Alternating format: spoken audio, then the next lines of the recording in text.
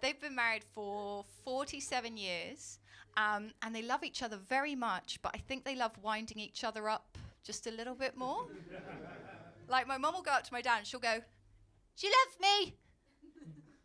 Oi, do you love me?" He's a bit deaf. And he'll go, "Occasionally."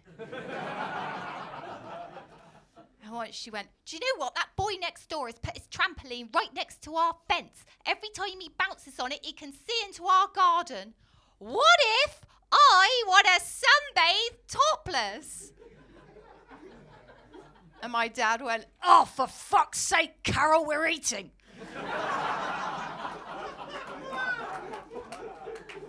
Then she went, "What if I want to have a pair of juicy brown breasts?" And my dad went, "Just put your tits on the windowsill. They'll turn like the tomatoes did."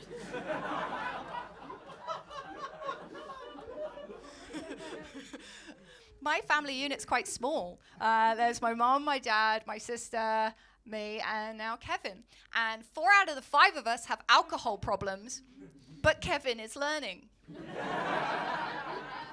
I don't want Kevin to learn because right now we are 4 alcoholics with a driver. As soon as he learns we're 5 alcoholics, I can't move anywhere. Kevin is from a really big family and they all live in Bognor Regis and they are clearly part of some kind of breeding program. He's got multiple brothers and sisters. They've all had multiple marriages. I'm even Kev's second marriage. I am wife 2, the revenge. And there are originals, sequels. There are spin-off series. It goes on. And it's a dry house.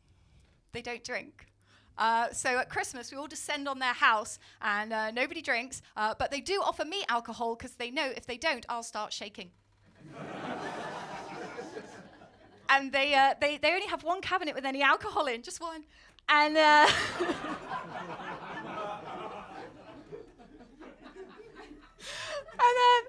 like, it's got stuff that they've been given as presents during the year, so it's a bit dusty. And I sort of pick out something quite, exotic, like a Slovakian sherry.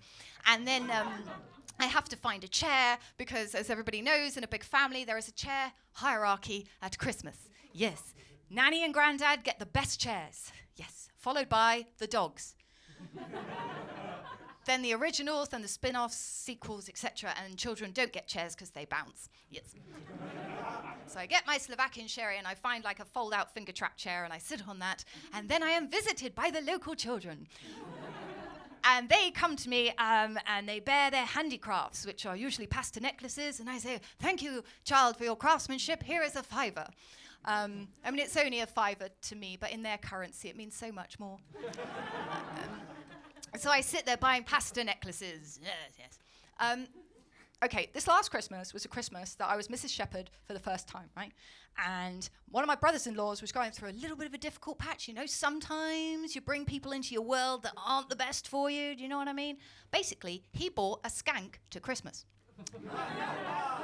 And this woman brings with her 3 of her 7 children. And one of my nieces comes up and she goes, "Auntie Di, she's got 7 children like Snow White." And I was like, "There's a lot wrong with what you just said there, darling." But running with it, yeah. Isn't it a shame she's not bought any of the nice dwarves?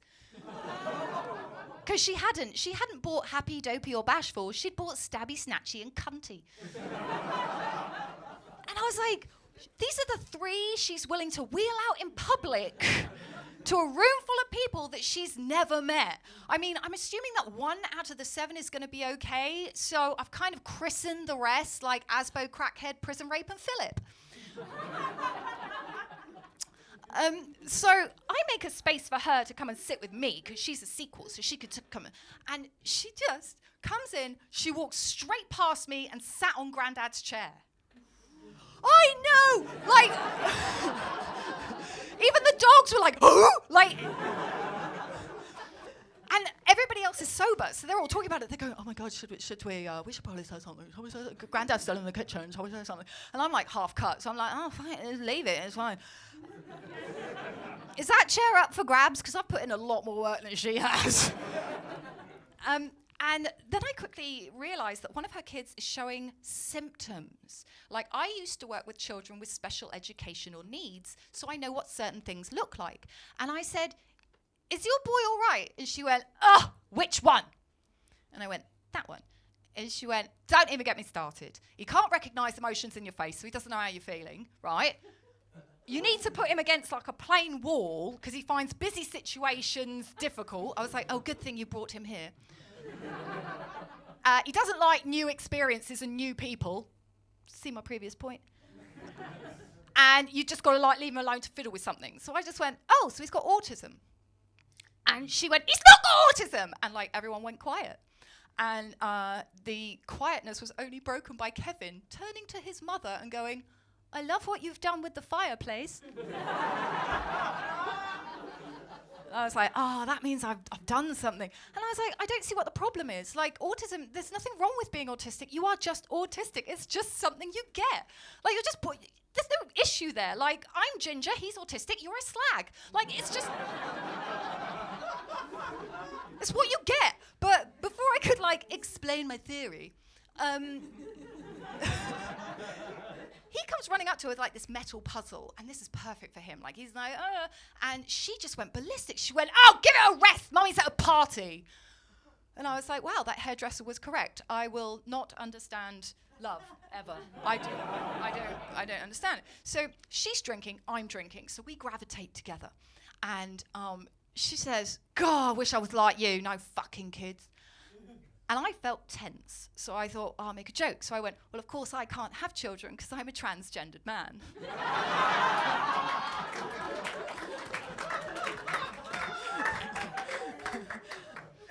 And she went, oh.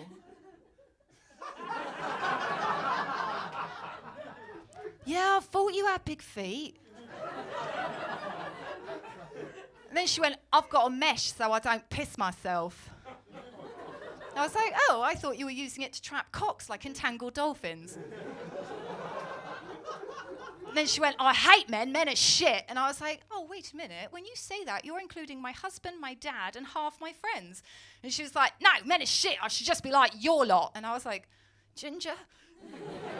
She's like, gay. I should just go fucking gay. What I'm going to do is I'm going to go to a gay bar, kick open the door and go, there's my minge lezzers, have it.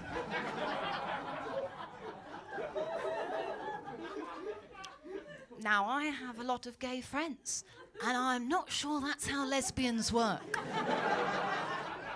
They're not all like fish in a tank, just floating around gay bars.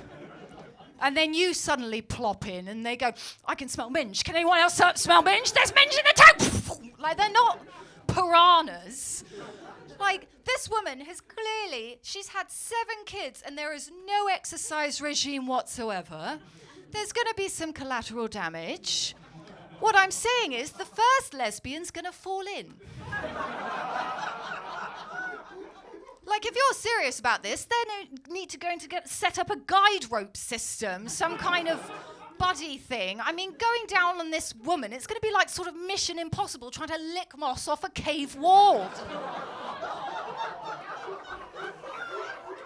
I was like, darling, the only way a lesbian's going to be interested in your bucket is if you write KFC on the front and stuff it full of fried chicken, okay?